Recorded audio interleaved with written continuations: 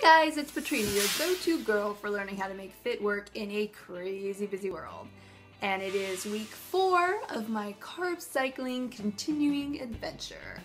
And as I talked about last week, I did, in fact, not just think about taking a detour, but I actually did take a detour from the Chris Powell Choose to Lose Turbo Cycling plan over to Carb Nite Solution. I started on Thursday.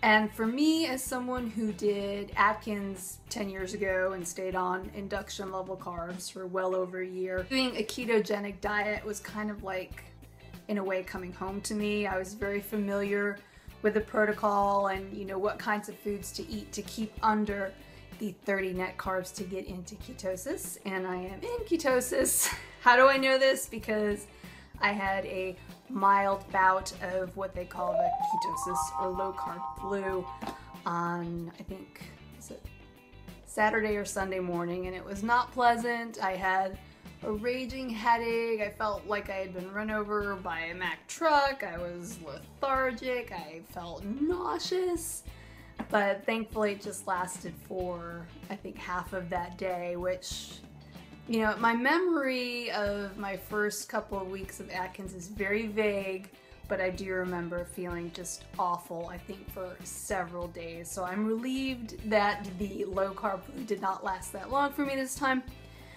Not so relieved by stepping on the scale. I was very unhappy. I was kind of, I braced myself for disappointment, but still I felt, you know, a rage in my heart when I stepped on the scale and found that I had gained almost a pound in a week, which, again, I was kind of expecting because it was a certain time of the month for me.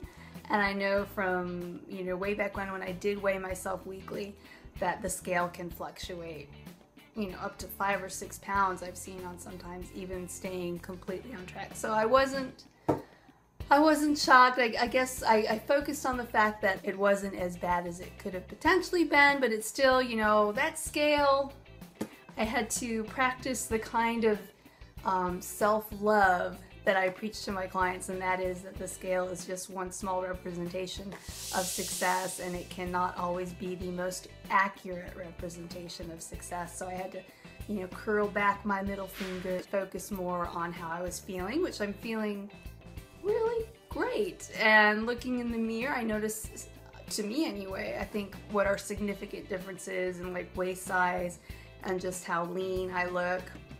My energy levels are fine. I've been able to power through workouts. I had also went in thinking I would give intermittent fasting a try alongside Carb Nite. I gotta say, it worked very well the first 3 days. I found that I wasn't very hungry in the morning anyway, if I was truly listening to my body. But as soon as I got into ketosis, I found my stomach would very loudly protest the fact that I hadn't eaten by 10 o'clock with, you know, primal scary sounds. You know, my daughter was like, "Mommy, it sounds like there's a thunderstorm in your stomach." And it was, you know, a little bit unsettling. So I've decided to push the whole intermittent fasting to the side. It's too much at once and I should have known better.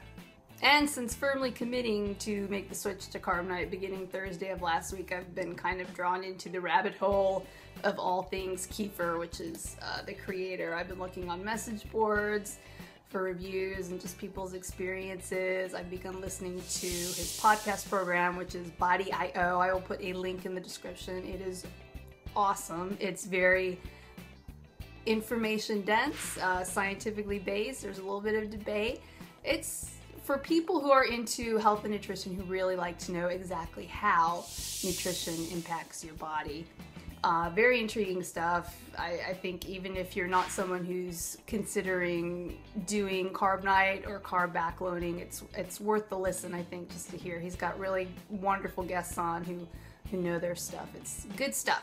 I'm still doing my Piyo workouts. I love them. I am starting month 2 on the regular normal schedule instead of doing my own kind of, I'll do whatever workout I feel like doing today. I'm actually following the schedule. Love it, love it, love it. I think for anyone who struggles with core strength or flexibility, it's a great fit. For anyone who wants to get a great workout but doesn't want or can't jump around or do high impact, it's great. for anyone over 40, I think it's great. One of the things I've really been delighted at the most in doing Piyo is knowing that most of the cast members in each of the workouts are over 40 like me, and they all look absolutely amazingly good, very fit and happy. And that's it. That's my week 4 report on Carb Nite Solution. I'll be doing a Fitbit review soon, so be sure to stay tuned. As always, if you have any questions, you can email me at coachpetrina@yahoo.com. If you'd like to sign up for absolutely free fitness coaching with me, you can do so at makefitwork.com, or you can just stroll around and look around over at my website at petrinahamfitness.com. That's it. Take care and have a great week.